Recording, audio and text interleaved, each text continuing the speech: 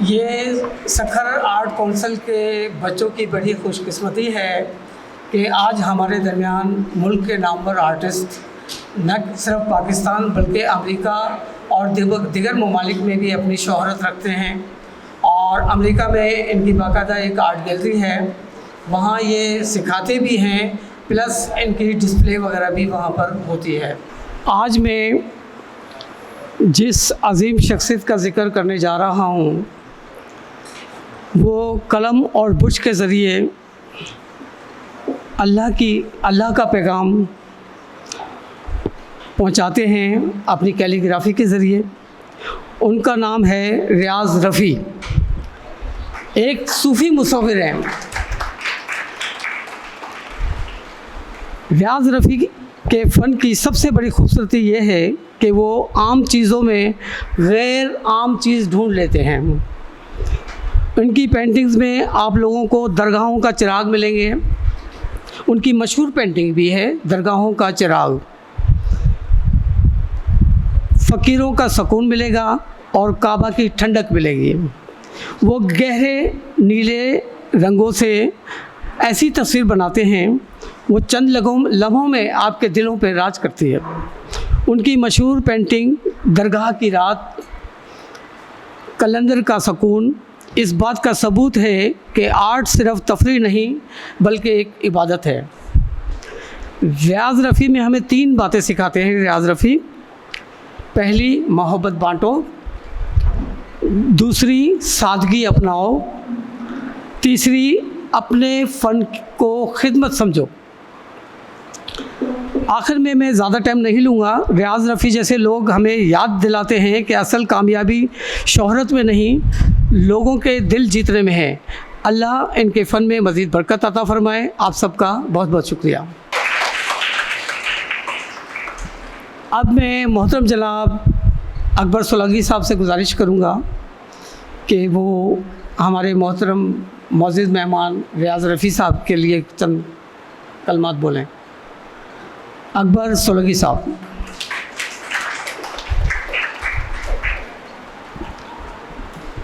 बिस्मिल्लाहिर्रहमानिर्रहीम।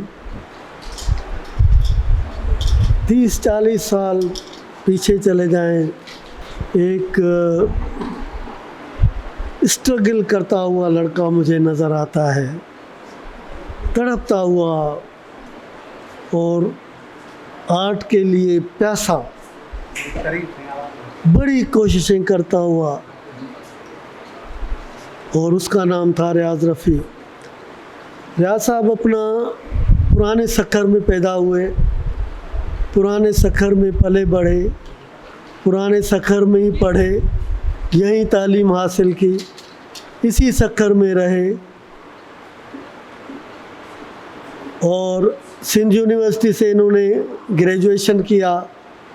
फिर इन्होंने कैलीग्राफी में जो है काम करना शुरू किया।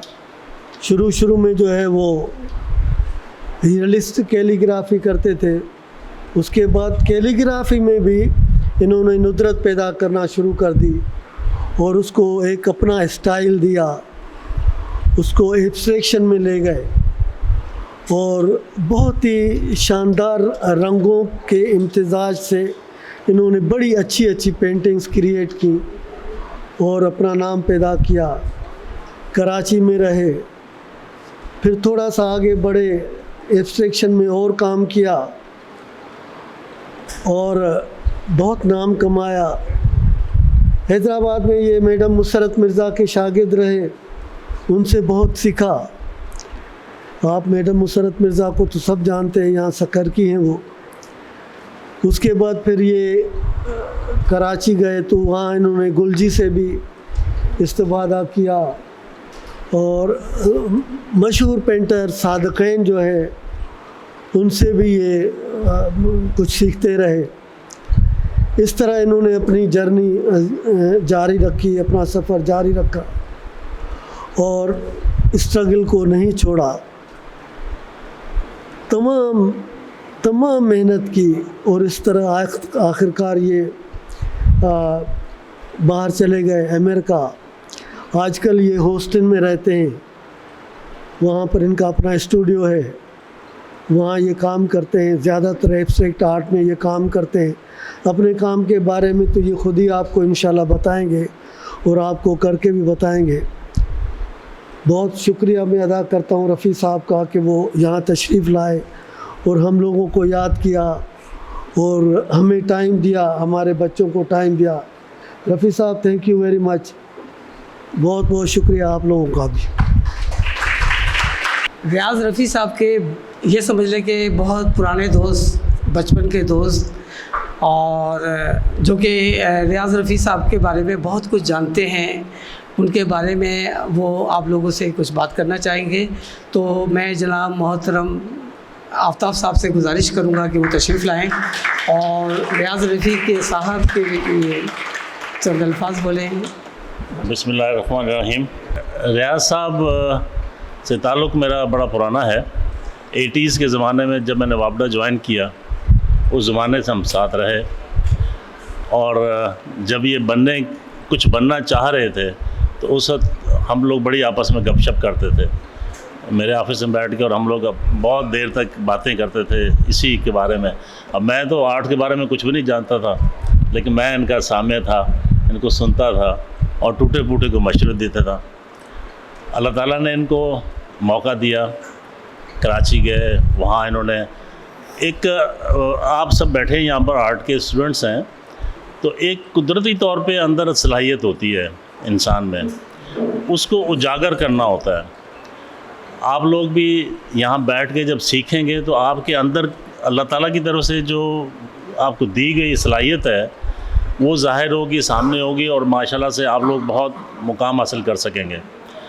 तो यही चीज़ जो है वो रियाज साहब ने अपनाई। यहाँ सक्खर का छोटा माहौल था, कम, यहाँ पर इतना ज़्यादा आर्ट का कोई तस्वर नहीं था। कराची गए, कराची में बड़े बड़े आर्टिस्ट के जो है हमारे साथ के हैं और इस तरह के, उनके साथ ये बैठे, उनको देखा, सीखा, और माशाल्लाह से इस वक्त दुनिया में एक इनका मुकाम है। हम लोग तो यहाँ पर मैं वो कहूँगा कि घर की मुर्गी दाल बराबर, लेकिन ये हम लोगों ने अप्रिशिएट, सही बता रहा हूँ, हम लोगों को पता नहीं है इनके बारे में। आप जब ये बताते हैं और हम वेबसाइट खोलते हैं, देखते हैं, फिर आम लोगों को पता चलता है। हमें भी ये पता था कि वह आर्टिस्ट तो हैं और फेमस हैं, थोड़ी बहुत जो हम देखते हैं कभी अपना फेसबुक पे या कहीं देखा तो उसमें पता चलता था कि इनकी एक्टिविटीज़ हैं और क्या कुछ करते हैं।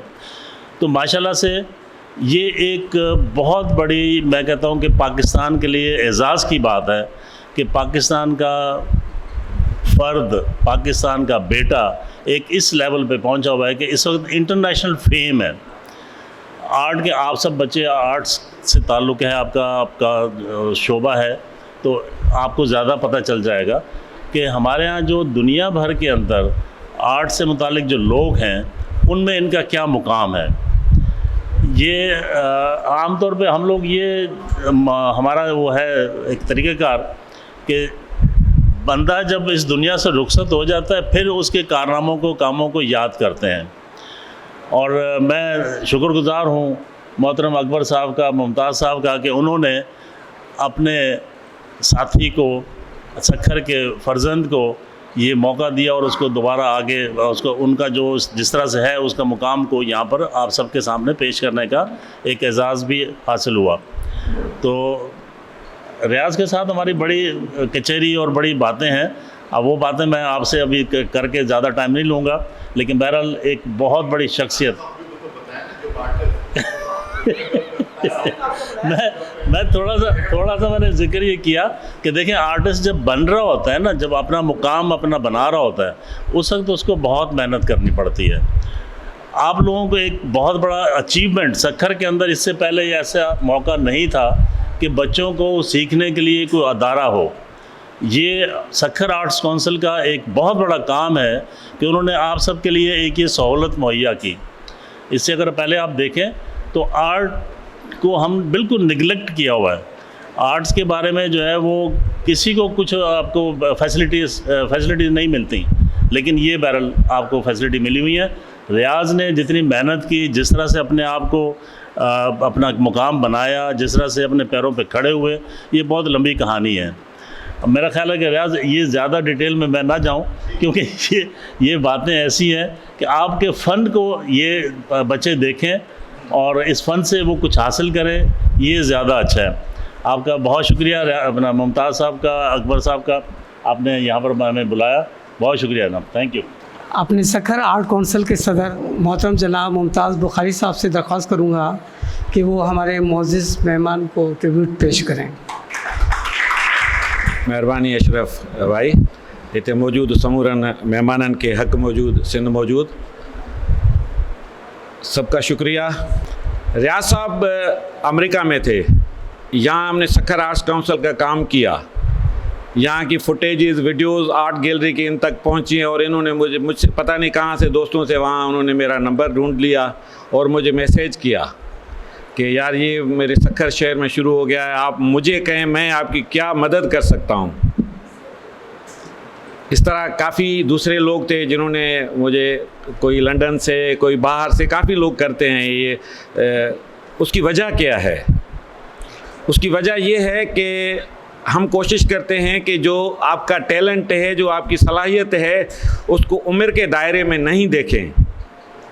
हम उसको देखें कि बच्चे के अंदर आर्टिस्ट बैठा है तो उसको पूरा मौका दें, बुज़ुर्ग के अंदर में आर्टिस्ट बैठा है उसको पूरा मौका दें, नौजवान के अंदर में आर्टिस्ट बैठा है उसको पूरा मौका दें। यानी कि आप उस तख्लीक और सलाहियत को मौका दें तो फिर देखें कि आपके नताइज क्या निकलते हैं। अभी ये सूरत हाल है कि हमारे 8 साल के बच्चे से लेके 80 साल के अकबर साहब जैसे बुज़ुर्ग की भी पूरे मुल्क, क्या पूरी दुनिया में नामाचारी है। वजह क्या है? वजह ये है कि हमने ओपन किया हुआ है, ओपन हार्टेड हैं कि यहाँ हर एक को मुकम्मल तौर पे मौका मिलेगा, ये सिखाएंगे। और अशरफ राही जैसे एक बेपनाह टैलेंटेड आदमी, बग़ैर किसी शक के कि वो बहुत काम करते हैं कि ये सखर में जो आर्ट है उसको मज़ीद निखारा जाए। तो मुझे रियाज रफ़ी साहब ने कहा कि मेरे लिए मैं आपको कुछ चीज़ें देना चाहता हूँ। कुछ मुझे काफ़ी लोग कहते हैं कि हम आपको फ़िनांशियल मदद करें, हम आपको ये चीज़ें दें। मैंने कहा हम नहीं चाहेंगे कि आप हमें फ़िनांशियल मदद करें, हम चाहेंगे कि आप जैसे बेमिसाल बेबहा लोग आएँ, अपने फ़न को हमारे लोगों तक मुंतकिल करें। इससे हमारे लिए इससे ज़्यादा कोई भी कीमती चीज़ नहीं है। इन जैसे बेमिसाल लोग जिनको पूरी दुनिया इतना जानती है, मलिक साहब ने भी फरमाया, अकबर साहब ने फरमाया, मैं आपको सामने बैठे हैं, मैं आपको बता नहीं सकता कि मैंने जब गूगल सर्च की तो इनका नाम देख के सखरियन होते हुए मुझे फ़ख्र हुआ कि मैं उस सखर का हूँ जिसमें रियाज रफ़ी जैसे लोग हैं जिनको दुनिया जानती है। तो हमने कहा कि ऐसे लोग जो हमें ये अपने फ़न की भी ऑफ़र करते हैं, अपने धन की भी ऑफ़र करते हैं, तो हम कहते हैं आपका हमें वो धन नहीं चाहिए, आपका हमें फ़न चाहिए, ताकि हमारा ये फ़न जो सखर में अभी उभर रहा है ये मज़ीद दुनिया तक पहुँचे। तो मैं उनका बहुत मशकूर हूँ कि वो यहाँ तशरीफ़ लाए। अभी एक दिन की वर्कशॉप है, ये पुराने सखर में सिंधु दरिया के किनारे, यहाँ से सिंधु दरिया ठंडी सांसें लेता हुआ उसकी लहरें समंदर में जाती हैं, उस समंदर की लहरें पूरी दुनिया में फैलती हैं। तो हमारी सांसें भी उन तक अमृत तक पहुंचती होंगी समंदर की तवज्जुह से, क्योंकि समंदर आपस में मिले हुए हैं। तो हम भी इनके साथ इसी तरह मिले हुए हैं और मिलते रहेंगे। आपका बहुत शुक्रिया सर, आप तशरीफ़ लाए। तो मैं अपने मोअज़्ज़िज़ मेहमान को आप लोगों की भरपूर तालियों में स्टेज पे बुलाऊंगा कि वो तशरीफ़ लाए और आप लोगों से बातें करें। बहुत शुक्रिया। मोहतरम जनाब रियाज रफ़ी साहब। मैं पुराने सखर से मेरा ताल्लुक़ है और सिंधी प्राइमरी स्कूल मेरा पुराना स्कूल है।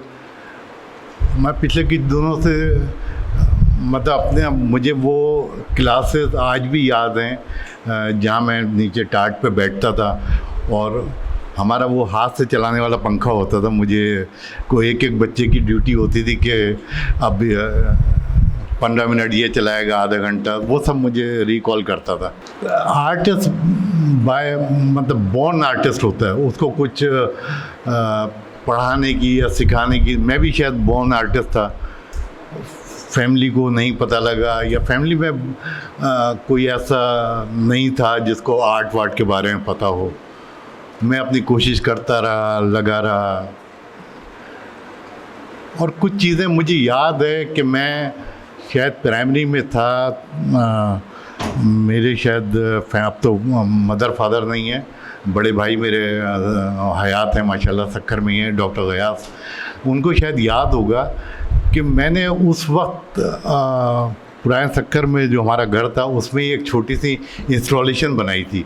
वो भी कचरे में से कुछ चीज़ें लेके मैंने उठा के और घर में डिस्प्ले की थी, लेकिन उसमें बड़ी मार पड़ी थी मुझे, बहुत मुझे अच्छी तरह याद है।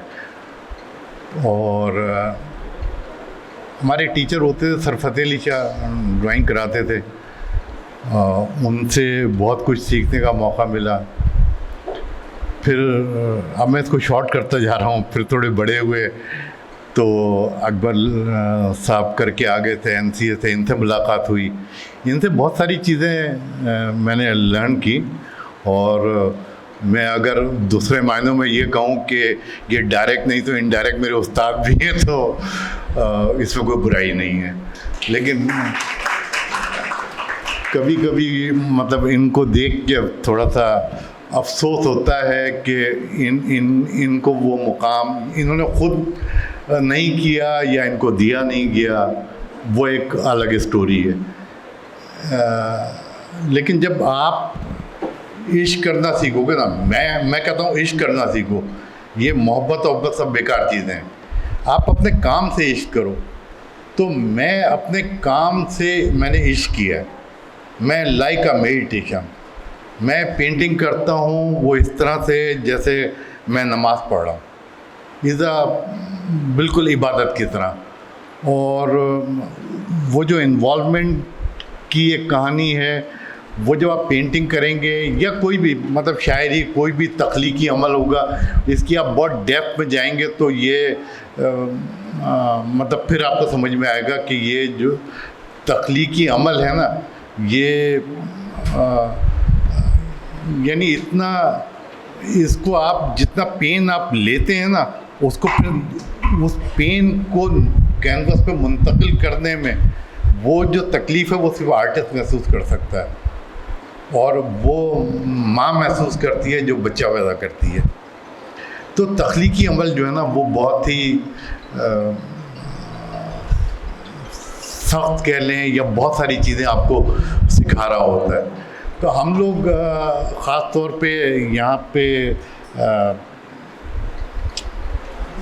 मतलब जैसे हम पेंटिंग या आर्ट का नाम लेते हैं ना, तो शायद वो समझते हैं कि चेहरा बनाने का नाम, तस्वीर बनाने का नाम शायद आर्ट है। आर्ट ये बिल्कुल भी नहीं है। तो मैं अभी आपको तख्लीक,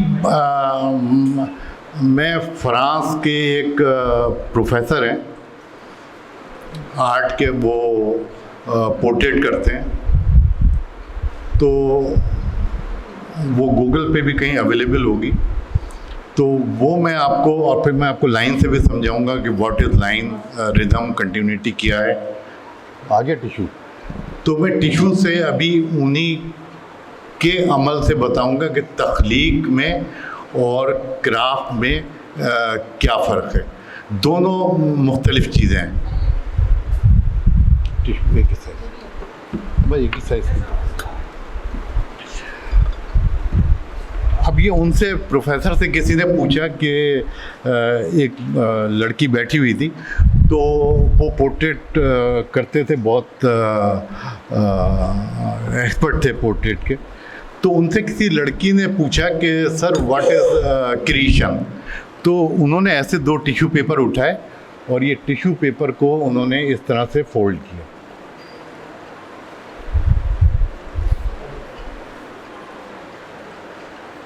ये फोल्ड हो गया। दूसरा टिश्यू पेपर उन्होंने उठाया और उसको ऐसे करके और वो फेंक। उनका कहना था इट्स अ क्रिएशन और इट्स अ क्राफ्ट। तख्लीक को नापा तोला नहीं जा सकता। जिस चीज़ को आप नाप तोल सकें वो तख्लीक नहीं है। क्रिएशन कभी दोबारा नहीं होती, और ये फोल्ड दोबारा नहीं बन सकते।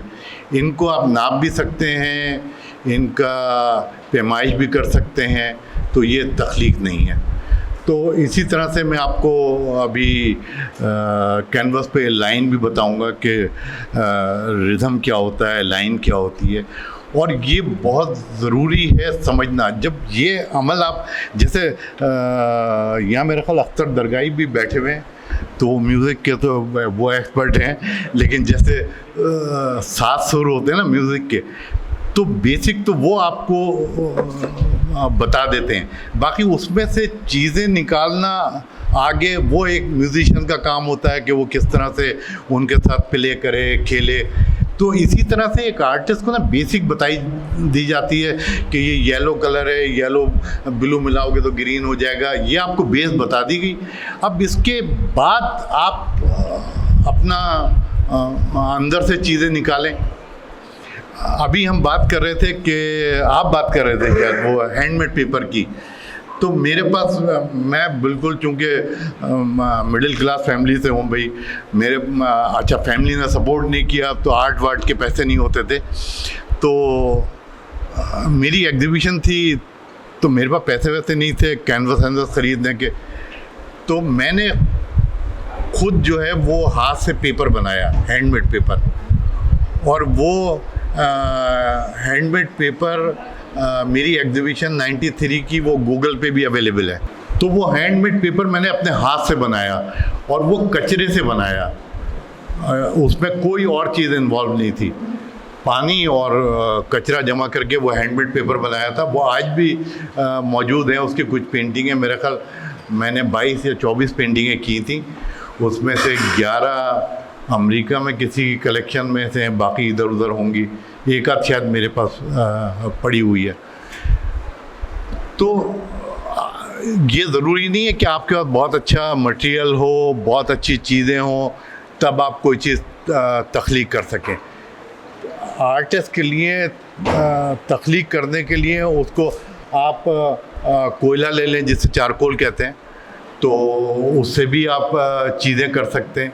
लेकिन अगर कोई आर्टिस्ट ये बहाना बनाए कि यार मेरे पास अच्छे कलर नहीं थे, मैं उसकी ज़िंदा मिसाल हूँ। मुझे मेरी फैमिली ने सपोर्ट नहीं किया, मैं अपने शोल्डर पे, अपना कंधों पे अपना बोझ खुद उठाया मैंने, और अल्लाह का शुक्र है मैंने मतलब चैलेंज समझ के, और मैंने ये फैमिली को प्रूव करके दिखाया कि मतलब कुछ हो सकता है, जो आप गलत समझ रहे थे वो सही भी हो सकता है, और वो करके दिखाया।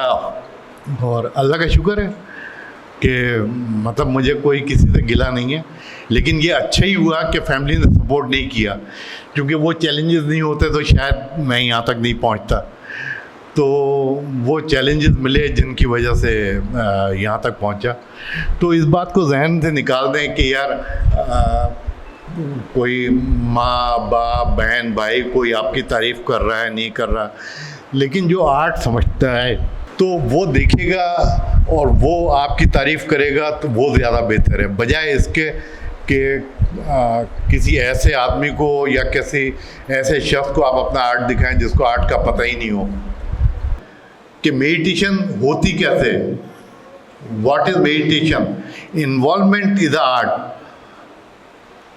आप शाह लतीफ़ को, मैंने भी पढ़ा शाह लतीफ़ को, और वो कहता है मैंने पूरी ज़िंदगी हज नहीं किया। तो उनसे पूछा गया भाई हज क्यों नहीं किया, तो वो कहने लगे कि यार मैं अगर हज कर लूँगा तो फिर पालूँगा तो फिर मैं क्या करूँगा। तो मैं जो तड़प है ना, वो तड़प इश्क है।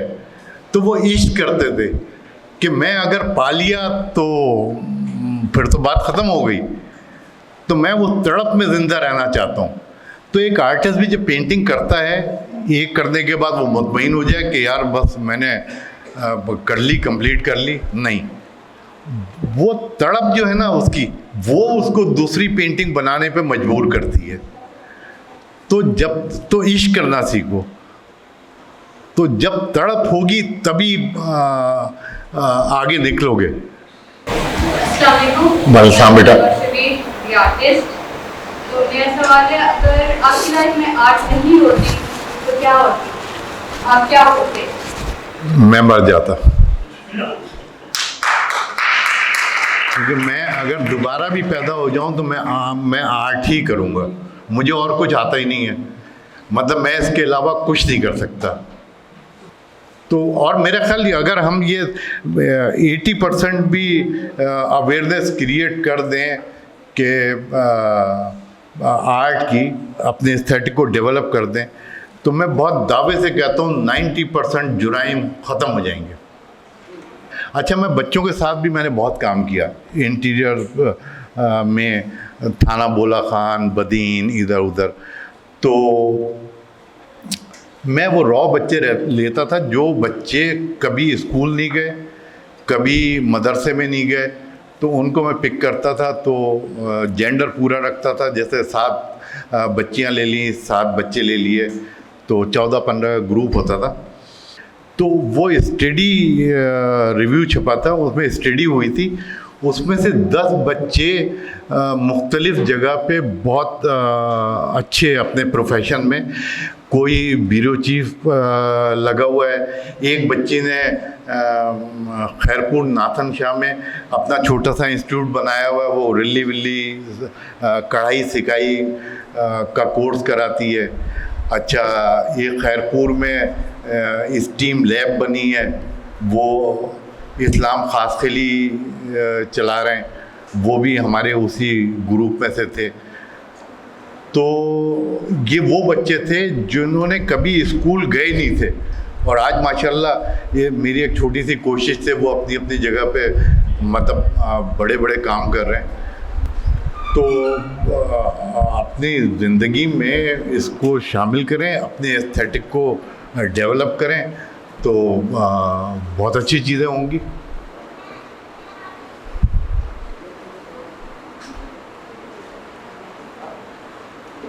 और कोई भी सवाल, बेटा देखो, मैं जो मैंने प्रॉब्लम फेस किया ना, जो मैंने स्ट्रगल किया, मेरा सिर्फ मकसद ये है कि एक तो मेरे शहर के, मेरे मुल्क के बच्चे मतलब वो स्ट्रगल फेस ना करें जो मैंने किया। अगर हम उनको कुछ दे सकते हैं तो मतलब उनको दें। और जो भी आपके जहन में सवालात हैं, कि मतलब मेरे जहन में भी होते हैं, मुझे कोई बताने वाला नहीं था।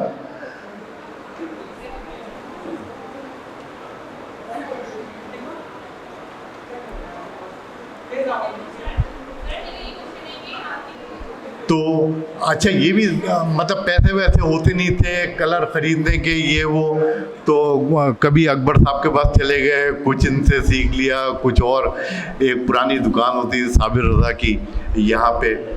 तो लेकिन कोशिश ये थी कि इससे मतलब यहाँ से कुछ मिल जाए, मतलब कोई मतलब वही आर्ट की चीज़ें हैं, मतलब और कोई कपड़े वपड़े का कोई शौक़ नहीं था कि कोई अच्छे कपड़े हों, कुछ हो, कोई कहीं से कोई ब्रश मिल जाए, कहीं से कोई कलर मिल जाए, बस ये ख्वाहिश होती थी मेरी।